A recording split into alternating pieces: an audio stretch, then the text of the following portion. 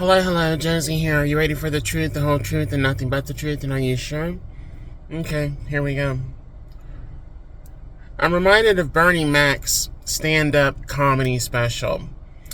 And one of his, catchphrases was, I ain't scared of you motherfuckers. I ain't scared of you motherfuckers. He said it so boldly and confidently. But the thing is, he's a comedian. He was a comedian. And he was doing things for a joke or as a joke, right? But a lot of the things that he was talking about was very real. He was truthful about what he was talking about. You know what I'm saying? So, in some areas, in some ways, I can hear the joke, but I also can hear and or understand the seriousness in what he's talking about. He really, truly was not scared of any motherfucker. Now, if you don't know where the word or the motherfucker comes from, do a quick history. Just do a quick history on where that comes from. It's basically a way of being derogatory and or disrespectful to a person, calling them a motherfucker. But years ago, back in slave days, do your history on that. And I remember telling my manager, this girl named Taylor and her father came to the store prior to opening. And I was getting the store ready to open, counting the drawer and whatnot. And this girl comes up to the door and pulls on the door, and she's like, why isn't it open? They're supposed to be open. Blah, blah, blah. And I was counting cash at the time. But on the front door, it clearly says what time we open. But this girl felt so entitled. She was so spoiled, so arrogant in her behavior, her attitude. She's getting pissed off. She's seeing me behind the register. She doesn't know exactly what I'm doing, but I'm counting cash. We've got probably about 10 minutes till we open. And I usually open the store about 5 minutes prior to whatever time we're supposed to be open. Especially if I'm ready. I'm usually ready prior to open. But there's certain things I need to get in place first. Counting the drawer was one of them. She called me a motherfucker. I remember telling my supervisor, because they called and complained. They had no reason to call and complain either. But, this girl being arrogant and so bold, called and complained.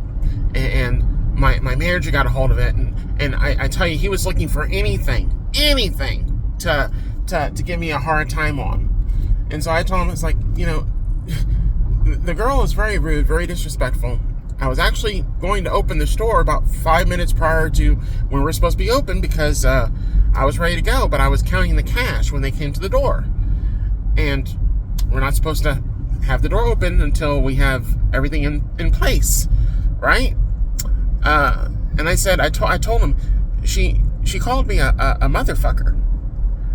And I said, do you know where that comes from? Do you know where that word comes from? People just say it so kind of willy-nilly, right? Like it's no big deal. But when I say it, I really truly mean it. If I use the word, I really mean it towards the person that it's going towards, or whoever I'm talking about. Because to me, that's someone that is, in short, disgusting. It's disgusting behavior. And even though it was forced upon slaves back in the day, that behavior is disgusting.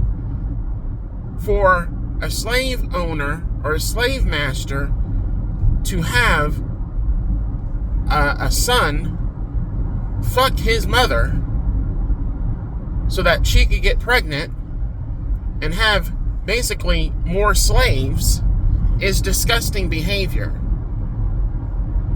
The reason why I brought up Bernie Mac was because he was bold in whatever he said to the world. Whatever he said on stage, he was bold about it. And there are some things that he said to people within his own so-called network, friendship network, and called them out on their bullshit. Now, I brought up his catchphrase. I ain't scared of you motherfuckers. And I'm saying it. I'm not scared of you motherfuckers. I'm not scared of you. I see your nasty, disgusting behavior, and I'm not scared of you. I know the cliques and the circles that you run in and the networks and the evil and wickedness that you engage in, and I'm not scared of you. But you should be scared of me. You should be scared of the God that I serve and represent. You should be scared of him. But I'm not scared of you motherfuckers. And I want to let you know that boldly and clearly.